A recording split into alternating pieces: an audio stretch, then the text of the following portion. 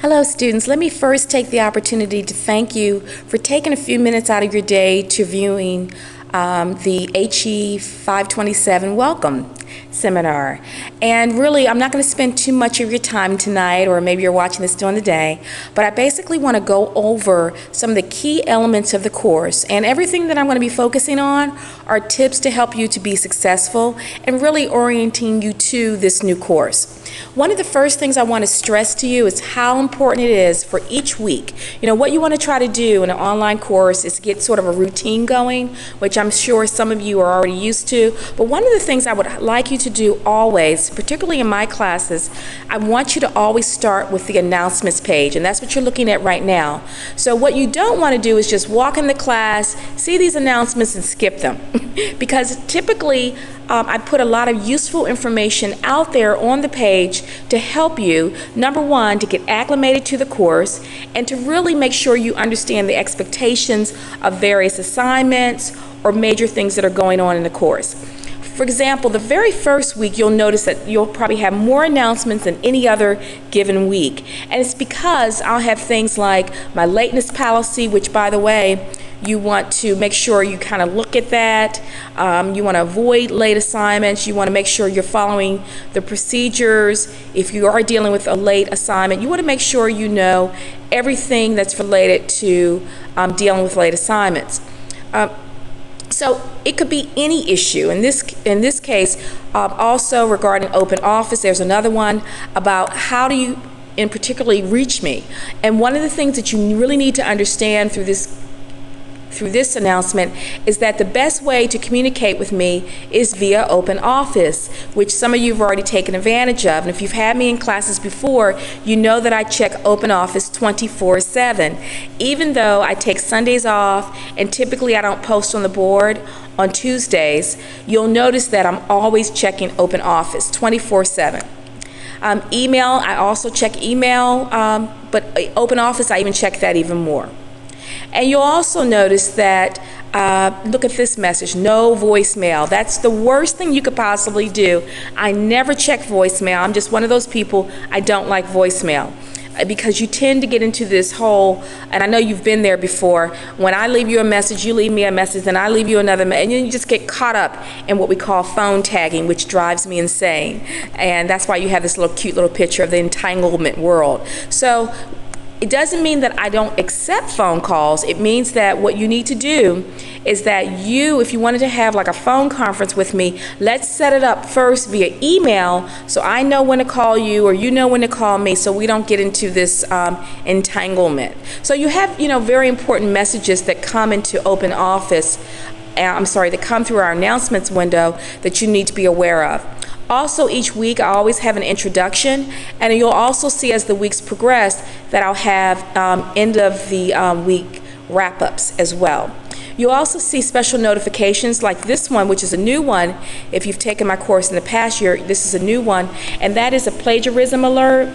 And it's letting you know that all major projects, all writing assignments will be submitted to Turnitin, which is Kaplan's plagiarism detector. So this is just alerting you of that, but also asking you to watch these two very short videos, but they're good on avoiding plagiarism. Because a lot of times when students have plagiarism, it's unintentional, we understand that, but that still doesn't excuse it, and you can fall into some jeopardy. So you don't want that to happen to you. So, those kinds of very important messages are always posted within the announcements window, and that's why I'm encouraging you never to skip it.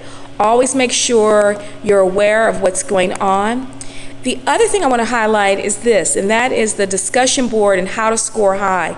Particularly in HE 527, we have a lot of discussion board activity going on, and we have a very small class. So one of the things I want to stress, as I always stress, but even more important in this class, is the importance of posting in the board early. And I think that you guys have done a fabulous job in demonstrating that just in week one alone. I couldn't ask for a better group of students. You guys are fabulous because you're in the board, you're posting early, and you can already see the value in that. But one of the things I want to stress to you is that because we only have 4 students in this class, if you tend to post late, we'll notice it. So, and it will actually impact other students, and it could stall our board. So I would think that in this class, more so in very large classes, it's even doubly important that you post early and you post often in the board. If not, we won't have much to talk about. You know, it'll be kind of boring. So make sure you're engaging. The other thing that I want to draw to your attention is over here. If you notice under the course homepage, there are key things that I want you to focus in on. One, the syllabus, of course, is here. And if you haven't looked at the syllabus, please make sure you do. The syllabus, of course, is going to break down of course, the book that you're supposed to have. It'll break down the course description and the outcomes and how the course calendar is laid out for all of us. So make sure you can kind of see. But notice, look at all of the discussion. So in this course, it's important that you do read my announcement about how to score high in discussion board. How to score high. I go over things like making sure you have enough content. Most posts should end up be about a page long in length. Make sure that you include the readings that you have read from the previous week. You know, I go over those kinds of things in that announcement. And that's the most important thing, because if you notice in this course, if you don't score well in discussion board, it can really impact you. So that's why you notice that I have not one announcement, but 2 announcements about how to score high. And it really is your responsibility to go out there and read it. And you also see that we have the grading criteria and, of course, the grading scale. Okay? Now, let's take a look at the grading rubrics. I'm not going to actually go into, and that's okay, they're not showing, but the main thing that I want you to understand about, and I'll go back to the syllabus, but the one thing that I want you to understand about the grading rubrics, and I'm sure they'll be up on your end, and that is this, that before you submit a particular assignment, take a look at the rubric that I'm forced to use, right? In a nice way, but I am mandated to use the rubric to evaluate you. But it seems to me, if I were a student taking this course, I would look at the requirements for each assignment by reviewing the rubric first, so I get a good understanding of what my instructor is required to look at before I submit the assignment. So it's just a really good technique for you as a student to use, okay? And the other point that I want to bring up, if I go into Unit 1, so I just went ahead and click that. Remember, especially, and I know I have a couple new students in this course, always remember to click on each button and it will walk you through the various things that you have to do for that week, okay? Particularly the reading assignments, and for all your reading assignments, including your key concepts, these are the kinds of things that are going to come up when you are responding within the discussion board. When you're doing your initial post, you want to show me and demonstrate that you have completed the readings. That's really, really important. You also want to pick up all of your assignments. But particularly for Unit 1, one of the things that's different about Unit 1 is that if you click on the little icon for Final Project, this will take you directly to your final project. Because in this course, if you notice, we don't have a lot of assignments popping up each week, and so some students, I think the danger in taking this course is that you just kind of fall into, you know, responding to the discussion board and you think it's a light week. But one of the things that you have to understand is that this course is designed so that you are working on your final project from the first week until the 9th week, okay? So even though it may not specifically state that something is due for the final project, please know that you should have it done. And I'll tell you what I mean by that. If we open this up a little bit more and expand it, it'll tell you, you know, what the basic steps are. But if you go to the second page, notice what it reads. By week 3, complete the following. So that tells us that you should already have worked on this prior, right? So by the end of week 3, the introduction is supposed to be done, the development of the learning objects should be done.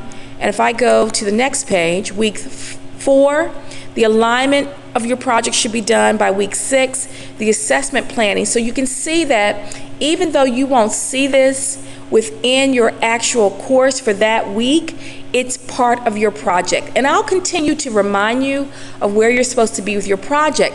But one of the dangers, I think, in this class is that if you tend to procrastinate, it can come back to haunt you, because the final project is massive, it's a lot of work, and it's something that you need to work on throughout the course. And if you notice, I skipped to the next page. By week 8, collect assessment data by week 9, which is when it's due, the using of the results, and the continuous improvement. Okay? So as you can see, the project, you're supposed to be working on this week by week by week, and that's why it's being introduced to you so early in week 1. So that's something you have to kind of keep in the back of your mind and not procrastinate and not get too far behind. But again, I'll continue to remind you of that. And last but not least, I just want to remind you of one great feature that's in all of the eCollege Kaplan courses, and that's the to-do list, which is located right here. I'll go ahead and click it. And the to-do list will be there for every week, and what it does, it highlights for you all the things you need to accomplish in that week in a very quick, short measure. So this week we need to introduce ourselves, read the introductory material, complete the unit readings, complete the reflection essay that's due Tuesday night, and review the final project. But I will say review the final project and begin think about how you're going to complete that final project. Okay? So I would definitely encourage you to use the to-do list so you don't get to the end of the week and say, oh, I forgot something. You know, Dr. Davis, I forgot to do, you know, X, Y, and Z. When I'm going to say, well, you know, the information's right there in front of you, and you have your to-do list, right? Because that's the tricky thing about taking an online course. A lot of it is self-directed, and that's why that to-do list is so important for you to kind of double check to make sure you haven't missed anything. So guys, thank you for a wonderful week 1. You guys are doing great. We're off to a wonderful start. I couldn't ask for a better group of students. I was a little worried when I only saw 4 students. I thought, oh my goodness, this is a really small class, but you guys are doing great. So you're doing great in that discussion board. And remember, the key for this course is to get on the discussion board early. That means get your readings done early so you can contribute. And by the way, here is a trick. Let's say that it's Saturday and you haven't finished your readings and you're like, oh my goodness, I have to post to the board. Remember, if you're behind in your readings, go ahead and still post. That means you can still engage in the conversation and you can post later, you know, in terms of your initial post. But don't wait too late. But at least you got on the board, right? At least you're like, okay, I'm there, I'm visible, I'm still working on my initial post, but I'm still engaging in the class, and that is a very good thing to do, okay? So just don't disappear and we don't see you until, you know, Monday night. That's not good. All right, guys, remember, you can always catch me in open office. Feel free to help each other in open office, too, because, you know, if you know the answer to something and someone has a post, go ahead and help each other, right? Go ahead and help each other, and I'll chime in when I get on the board. Okay, guys, I will see you in discussion board. Have a wonderful week, and just thank you for being excellent students already.